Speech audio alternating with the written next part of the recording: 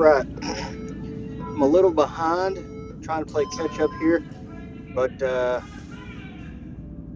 yeah, we get this video knocked out, we'll be back on track. This workout here, my goal was to try to just keep moving the best I can.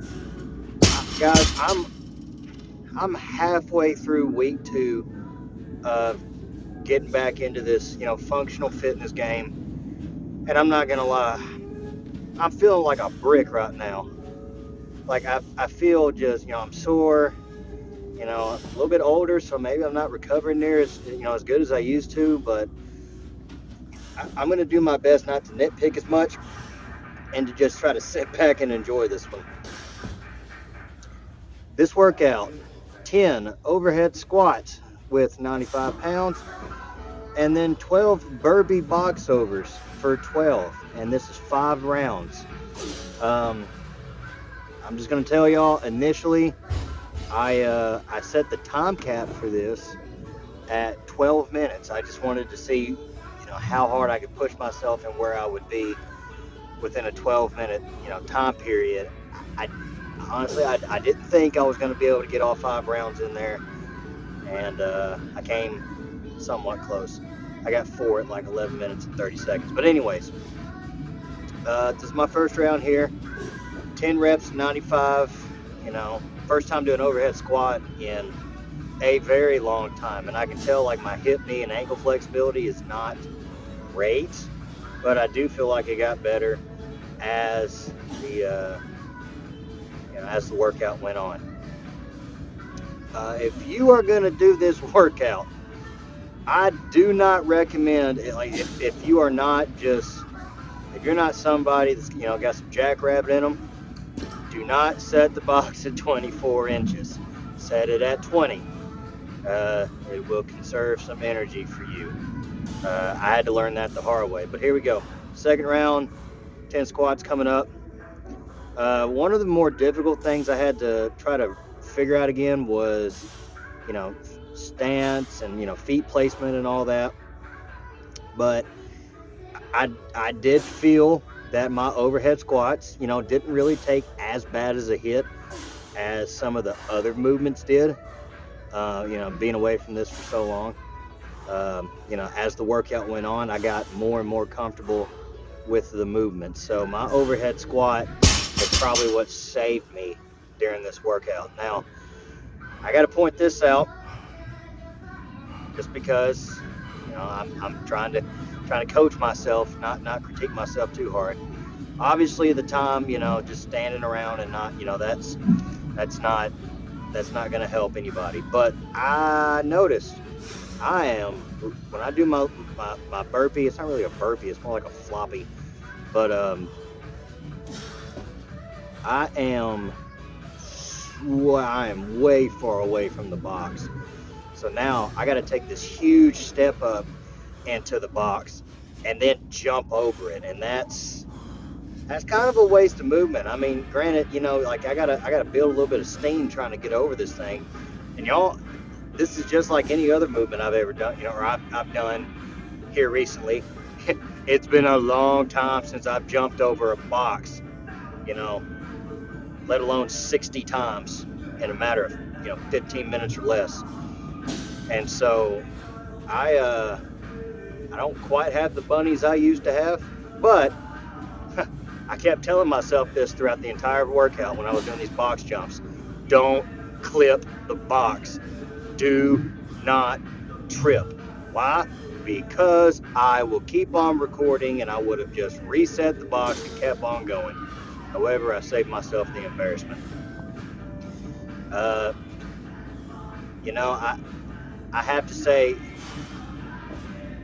I still think that I'm in this, I'm still where I was at, 5 or 6 years ago with a lot of these movements, and I expect myself to get back there, but at the same time, I know I'm not there, but I'm trying to push myself here, and these box overs, man, my goodness, like I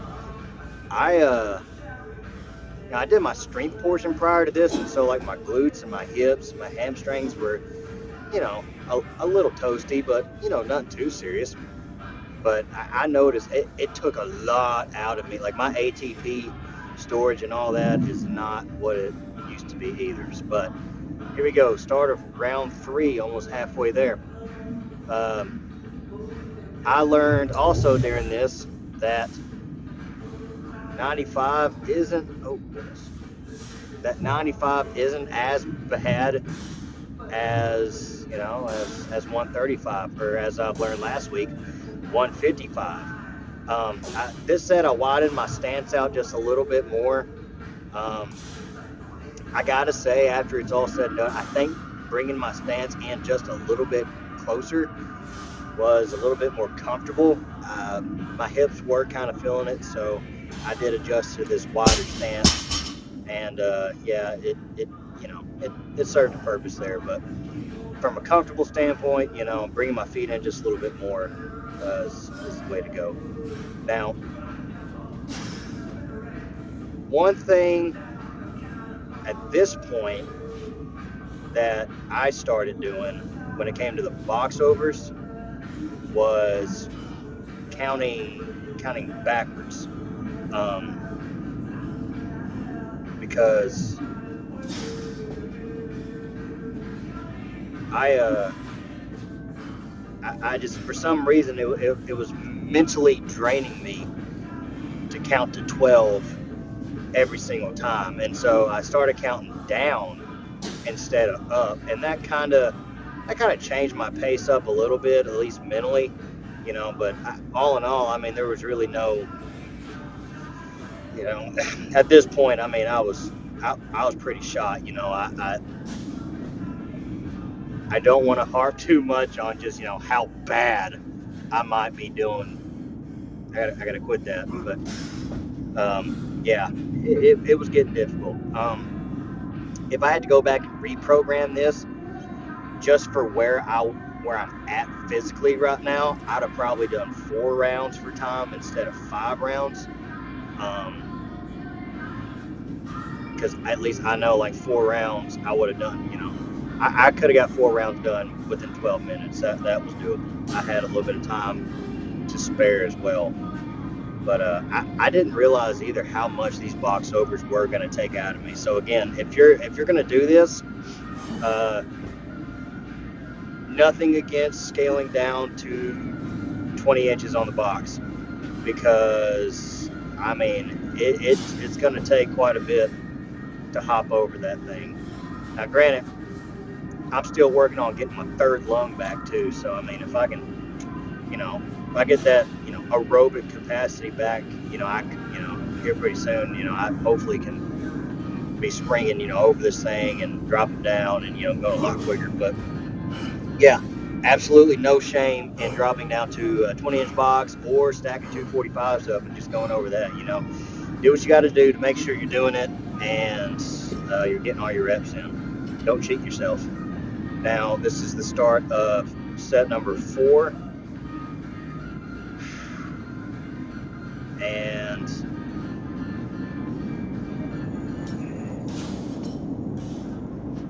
right here, I thought about this. You have these random thoughts, like throughout your workout. Oh, I'm moving. You have these random thoughts throughout your workout. I asked myself, like, while I was going through this set, I wonder if this would be easier if I did this earlier in the day.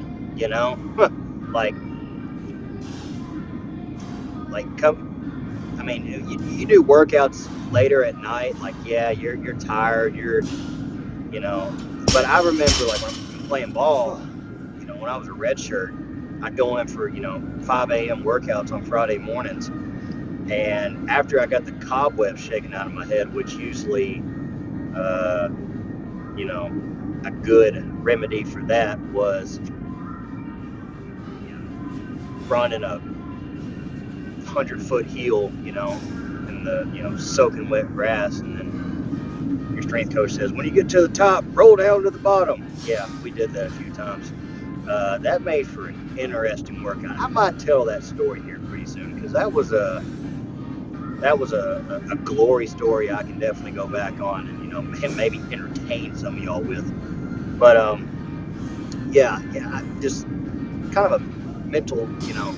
I wonder how I would feel doing this earlier in the day.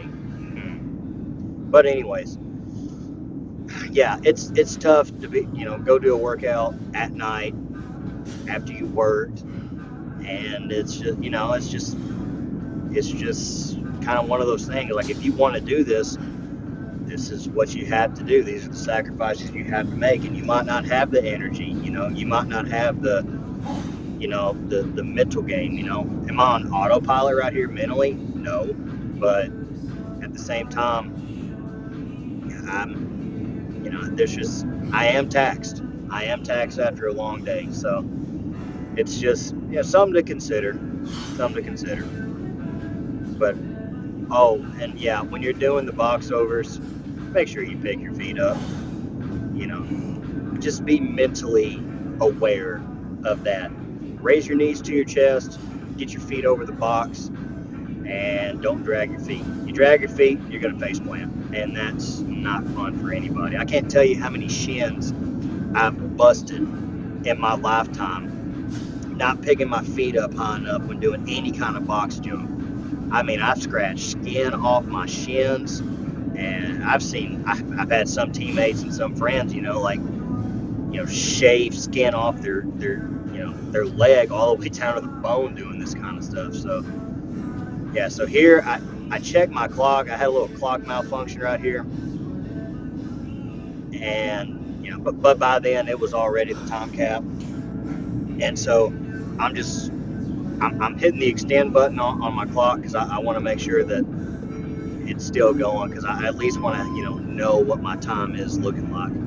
So I guess that's kind of a break. I probably shouldn't have done that, but it's kind of what you got to do sometimes if you're tracking this stuff and documenting this stuff and you're by yourself. So who knows, maybe we can get a group together one day. I don't know who this we stuff is, but maybe that'll happen. But last round, go. There you go. Okay.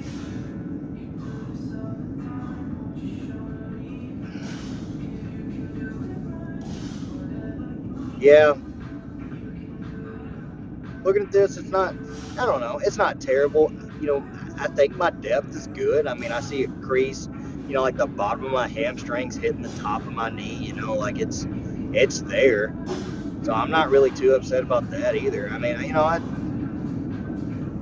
didn't I didn't cycle through these super fast, but again, it's nice to know that that's still kind of there. So here pretty soon, I'm going to start hitting a lot more. I'm going to focus a large majority of my strength portions on Olympic lifting. I feel like that's going to have to kind of take some priority here in the near future. But yeah, I'm counting down here. So that's 11. Now I got 10 more.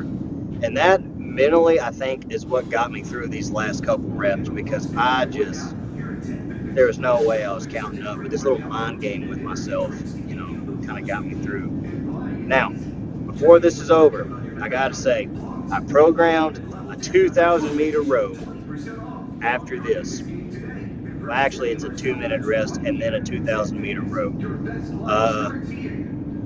I did it, but I'm just gonna let you know right now.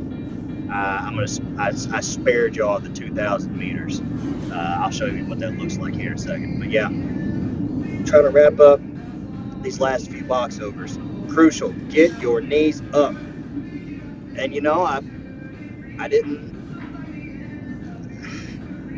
I really don't know what I'm feeling right here. I think it's more like breathing. It's just aerobic capacity. And then like launching myself over the box. Like that's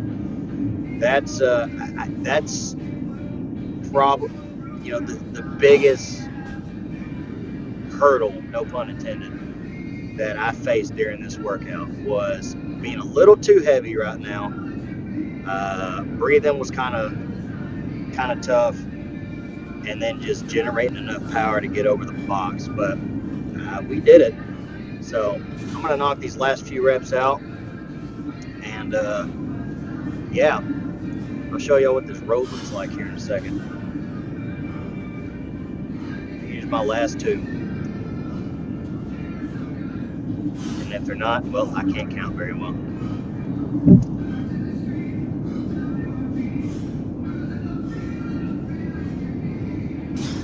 Yep. There we go. See you guys.